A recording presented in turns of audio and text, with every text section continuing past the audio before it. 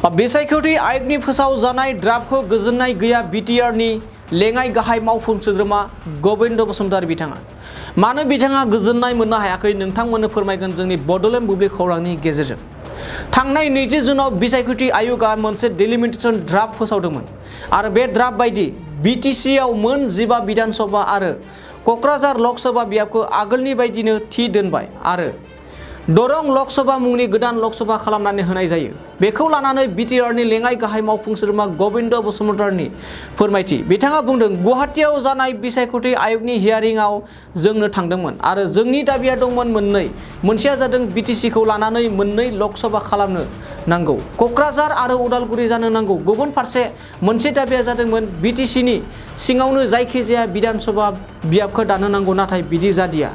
क'क्राझार लकसभाया बिदिनो थाबाय नाथाय मंगलदैखौ एसे सोलाय सोल' खालामना दरं बानायबाय एबा खालामबाय बियाबा जियानो जाया मानो दरं मुंनि सोलाय उदालगुरि लकसभा मुङै जानो नांगौ जोंहा आसा दं फैगौ हियारिंआव दरं मुंनि सोलाय बिसायख'थि आय'गा उदालगुरि लकसभा खालामना होगोन होनना फोरमायदों बिटिआरनि लेङाइ गाहाय मावफुं सोद्रोमा गबिन्द चन्द्र बसुमतारी बिथाङा इलेक्शन कमिशনৰ শুনানিত গৈছিল আৰু তেতিয়া আমাৰ বেকে দুটা দাবী আছিল এটা হ'ল যে বিটিছ অঞ্চলৰ সামৰি দুটা লোকসভা সমষ্টি হ'ব লাগে আৰু এটা কোকৰাঝাৰ আৰু এটা উদালগুৰি হ'ব লাগে সেইটো এটা দাবী জনাইছিল তাৰপিছত আনটো এটা দাবী আছিল যে আমাৰ বিটিএটি অঞ্চলক সামৰি বিটিএডি সীমাৰ ভিতৰতে এছেম্বলি সমষ্টিবিলাক নিৰ্ধাৰণ কৰিব লাগে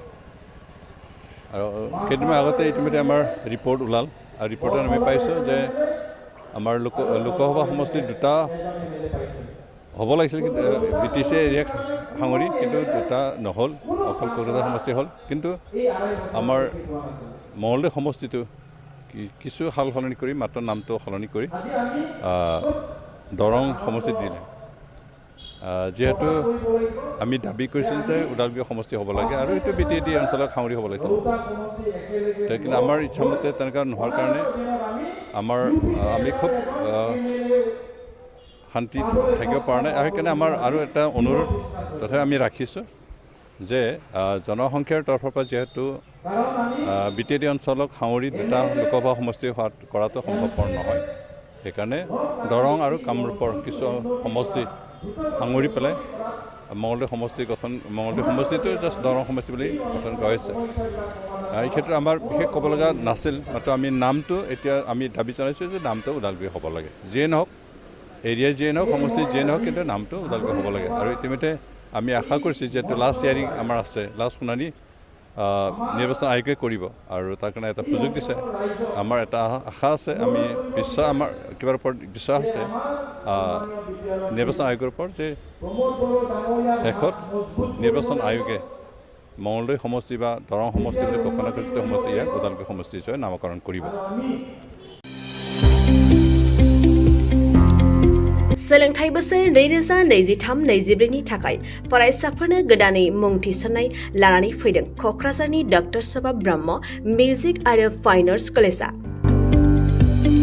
क'क्राझार सहरजों नांजाबनाय हाब्रुबारियाव थानाय बिटिआरनि गंसेल' डक्टर सभा ब्रह्म मिउजिक आरो फाइन आर्ट्स सरकारि कलेजआव दायो फरायसाफोरनि गोदानै मुं थिसननाया अनलाइननि गेजेरजों सोलिगासिनो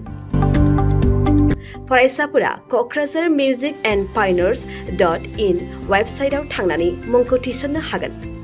12 थाखो उद्रिसारनाय फरायसाफोरा bachelor of fine arts bachelor of music आयदानि थाखाय मुं थिसननो हागोन बे सरकारि कलेजआव मोजां सोलोंथाइजों लोगोसेयैनो हौवासा हिन्जावसाफोरनि थाखाय आलादा आलादायै हस्टेलनि खाबुबो दं गोसो गोनां फरायसाफोरा क'क्राझारनि डक्टर सभा ब्रह्म मिउजिक आरो फाइन आर्ट्स सरकारि कलेजआव गोदानै मुं थिसननोब्ला नैबे मबाइल नम्बर 9085292451 आरो 93654912557 आव थोंजों सोलाद लानो हागोन